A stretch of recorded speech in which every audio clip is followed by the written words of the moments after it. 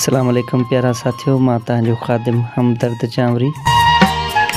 अॼु असांखे हिकिड़ो ख़ूबसूरत गज़ल, उर्दू गज़ल ग़ुलाम मुस्तफ़ा जांवरी अरड़े मेल ॻोठ मोहम्मद इस्माइल जांवरी खां मोकिलियो आहे। ऐं हीअ ख़ूबसूरत गज़ल आहे आदिल हमदर्द चांवरी जो।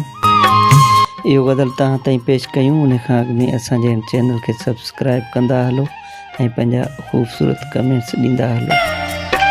दोस्तों, ये ख़ूबसूरत गज़ल तव्हां ताईं पेश कयूं था, पर हिकिड़ी गुज़ारिश, तव्हां पंहिंजी ख़ूबसूरत शाइरी या पंहिंजी कंहिं दोस्त जी शाइरी चूंड करे असां ताईं पहुचायो त असां उनखे पंहिंजे चैनल में शामिल करे सघूं।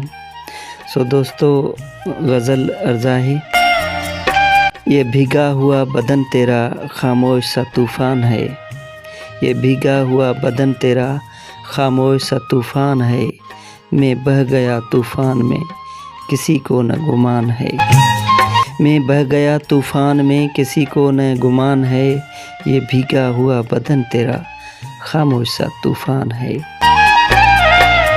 ये मचलती